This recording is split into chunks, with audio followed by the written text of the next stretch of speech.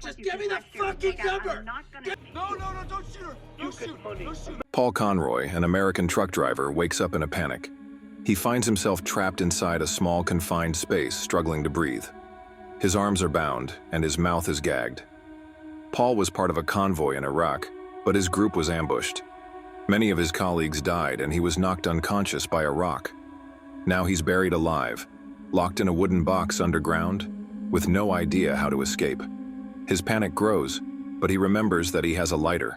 Using it, Paul lights the interior of the box.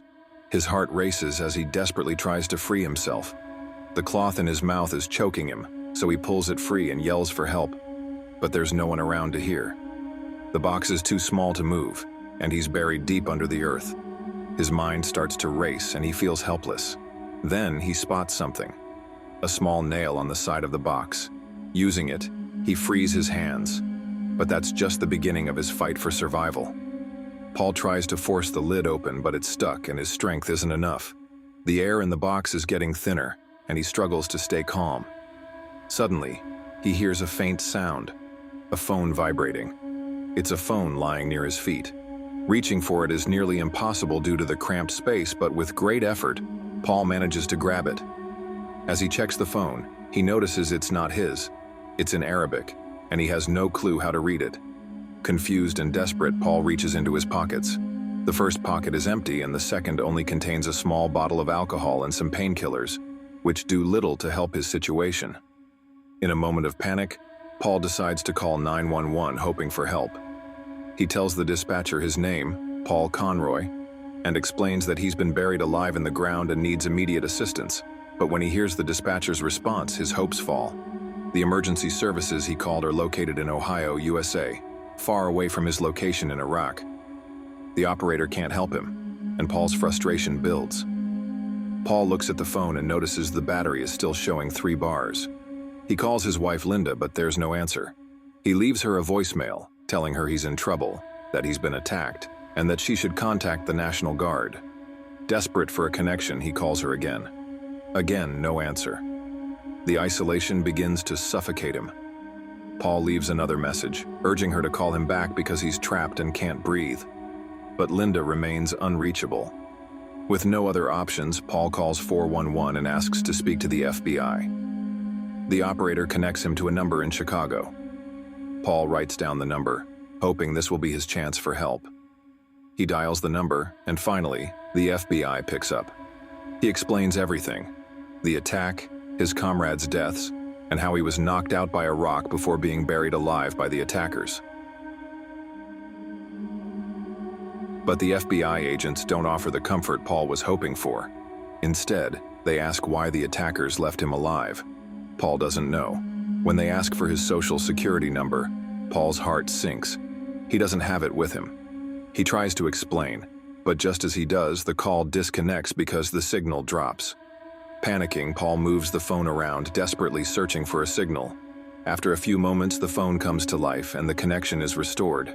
A call comes through. It's from Paul's company. But when he tries to answer, no one picks up. He leaves a voicemail there too, hoping someone will hear it. Time is slipping away, and Paul is beginning to lose hope. Just then, he remembers something. He hadn't noticed the number from which he had been receiving calls. There was still signal, so he dials it back. The call connects. A man answers. His name is Jobber. It's the same man who buried Paul alive. Jobber demands $5 million for Paul's release. He gives Paul until 9 o'clock that night, or he will leave him to die. Paul, shaking with fear, tries to explain that he doesn't have that kind of money. Jobber, cold and indifferent, tells Paul to get the money from his embassy and ends the call. Paul is left in shock. He realizes that if he wants to survive, he needs to contact his government and find a way to raise the $5 million. But how? Paul's mind races. In a last-ditch effort, he calls his friend Donia, hoping she knows where Linda is. But Donia has no information. Paul pleads with her, asking her to find the number for the State Department, but Donia is in a hurry and cuts the call. Paul shouts in frustration, feeling completely abandoned. After a few moments, he calls Donia back, this time apologizing for his outburst and asking her for the number. She reluctantly gives it to him. Paul calls the State Department, and to his surprise, they already know his name. He didn't give it to them. How did they know? They explain that they received a voicemail from Paul's company, and that's how they tracked him down. Paul speaks to a woman named Rebecca. He explains the situation, but she says there's little she can do. It's against government policy for her to negotiate with kidnappers. Instead, she gives Paul the number of Dan Brenner, the head of the hostage working group in Iraq. Dan Brenner takes Paul's call. He assures him that they are aware of the situation and are working on a solution. Paul is told to remain calm and save the phone's battery. Dan explains that it's difficult to trace Paul's location, but the fact that the phone has a signal means he's not buried too deep. They will find him before 9 o'clock. Just as Paul starts to feel a glimmer of hope, Jobber calls again. The kidnapper's voice is cold and menacing. He reminds Paul that he has only 2 hours left. Paul, exhausted and defeated, tells Jobber that no one will give him $5 million.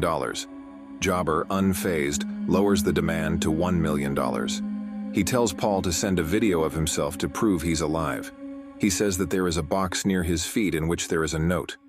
Paul discovers a box within his limited reach. With difficulty, he pulls it toward himself. Inside, there's a torch, a knife, and a note, which reads, "Read the note and make a video." Before taking any action, Paul calls Dan, hoping for guidance. Dan listens carefully and urges Paul to stay calm. He warns Paul not to make the video, assuring him that help is on the way. Dan shares that 3 weeks ago, a 26-year-old student had been rescued from a similar situation, and that Paul should hold on to hope. His words offer a small comfort, but Paul knows the reality. Time is running out. The phone suddenly rings. It's the kidnapper. He demands that Paul record the video, threatening to kill his colleague, who is also trapped.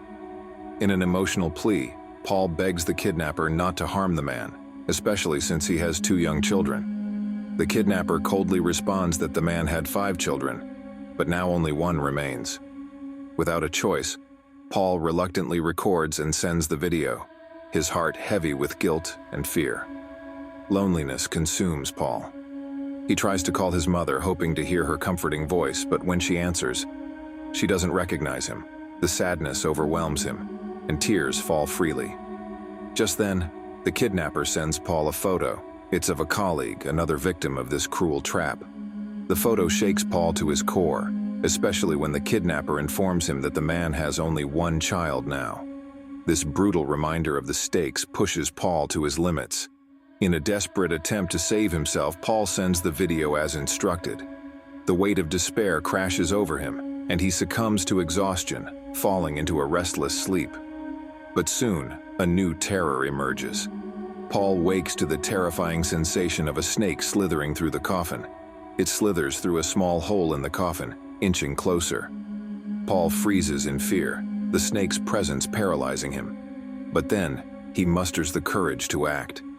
He quickly pours alcohol near the snake's path and sets it alight, forcing the reptile to flee.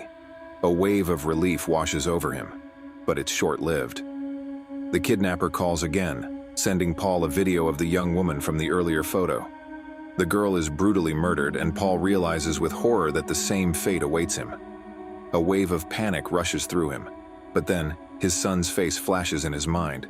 Paul thinks about his young son, Shen, and the reason he must survive. He refuses to give up. Just then, Dan calls again.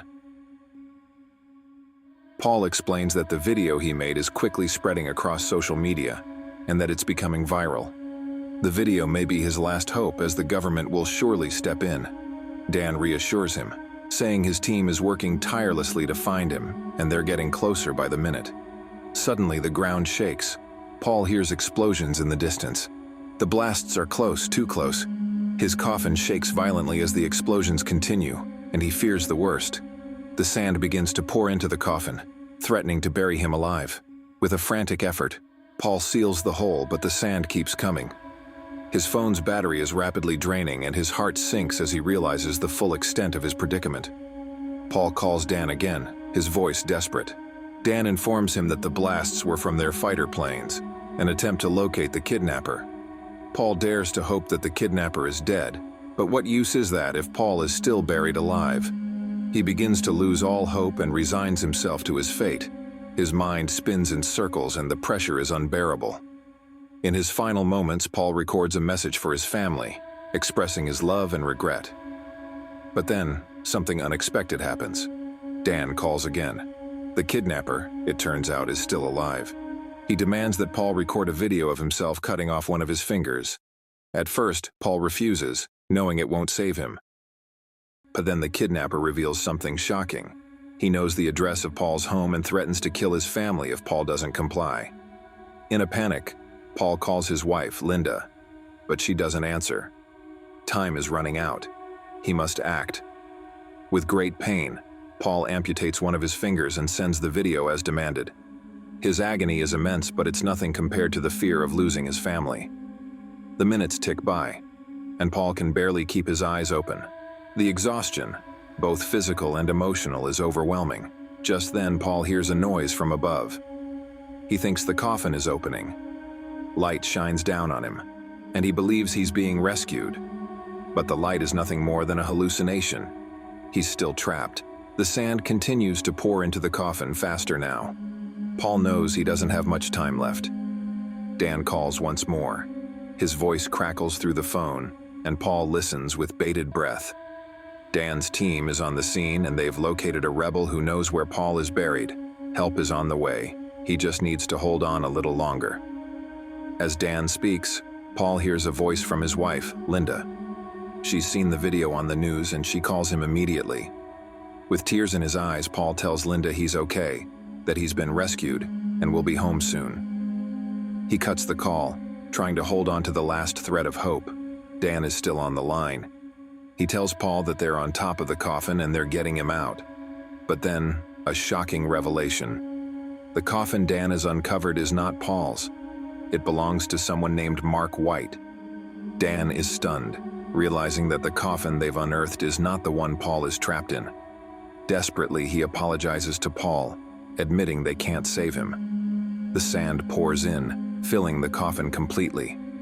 Paul's fate is sealed. Despite his hope, despite his fight to survive, he succumbs to the darkness, his life extinguished under the weight of the earth.